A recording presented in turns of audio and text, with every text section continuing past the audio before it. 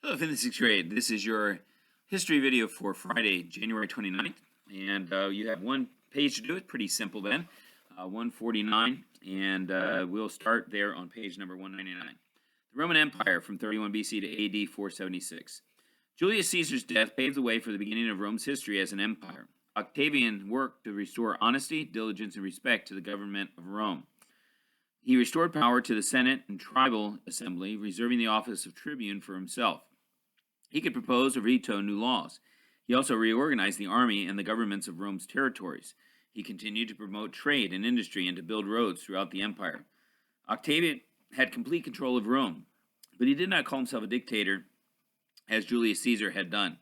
He used several different titles. One of these was princeps, meaning the first citizen. He was also called Augustus, which means revered one. His reign began a period of peace and prosperity that Rome enjoyed for the next 200 years. This period is called the Pax Romana. It ended in AD 180 with the death of Emperor Marcus Aurelius, who is often referred to as the last good emperor of Rome. During the Pax Romana, the culture of Rome was similar to Greek culture. Like the Greeks, the Romans placed importance on education, agriculture, and religion. Education and citizenship. During the Pax Romana, fathers were responsible for the education of their children. Many wealthy families hired tutors or servants to educate their children. Some boys and girls received an education by attending school. They studied reading, writing, and mathematics. They wrote on wax tablets that could be smoothed and reused. An abacus was used for math. After mastering these basics, most girls stayed home to learn how to manage a household. Sometimes girls studied further with a private tutor. Some boys continued their education by studying Greek. By studying Greek, Latin, history, geography, astronomy, and literature. Roman children were citizens but did not have citizen rights. A boy was enrolled as a citizen when he turned 16, and a special citizenship ceremony was held at the Forum, the Roman marketplace. The boy was given an official citizen's garment, a toga. Right, and that is your secret word, by the way. And so after becoming citizens, young men continued their studies or entered business or the army, and women had few citizen rights. Culture and achievements. Many Romans loved to read. The greatest Roman literature was written during the Pax Romana. Cicero was a master of Latin prose, and he influenced other writers and students. He was known as the great orator of his day. An orator is an eloquent and skilled public speaker. Virgil is considered the greatest Roman poet. He wrote the Aeneid, an epic about Rome's glory. He wrote the Aeneid in epic. Another author, Livy, wrote a detailed history of Rome. He also wrote of events from the time in which he lived. Rome came in contact with a variety of different cultures while it was expanding. As a result, many elements from these cultures were integrated into Roman culture. The Greeks were artists and philosophers. They studied to learn about the world around them. The Romans strove to improve their lives. They learned much from the Greek ideas and improved many of them. The Romans also made contributions in law and politics. And there you have a drawing of Marcus Tullius Cicero, all the things that he did. And then on the bottom, you see a picture of an insula. It's a building that was similar to what we would think of as an apartment building today. Go on to the next page, page 199. Maybe page number 202, or maybe it was 201. And talks about the Roman Colosseum, an impressive feat of engineering and design. Architects and engineers still marvel at it today. Construction took place between AD 70 and 72.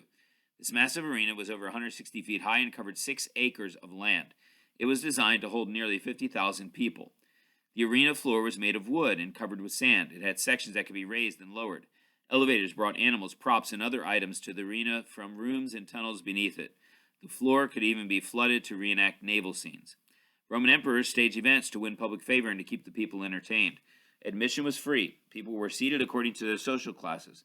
Chariot races, gladiator contests, and wild animal fights were some of the events that spectators watched in the arena.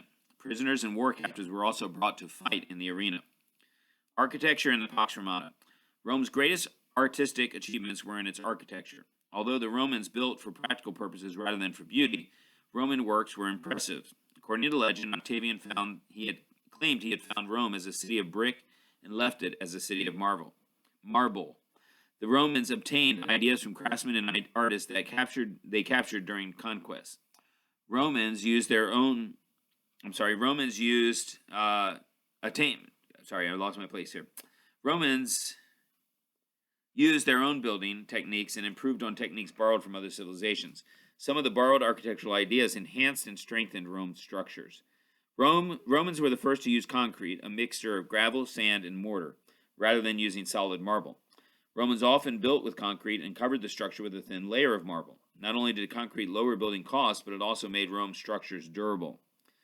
All right, and so here you have a painting of the interior of the Pantheon by Giovanni Paolo Panini, who depicts foreign visitors and Romans of every social class coming to the Pantheon to enjoy the architecture, to visit, and to pray. So one architectural feature the Romans improved was the dome. Since a dome does not require pillars or other supports, the room under a dome is large and open. The largest dome in Rome sits atop a temple called the Pantheon. Its concrete dome reaches 14 stories above the ground.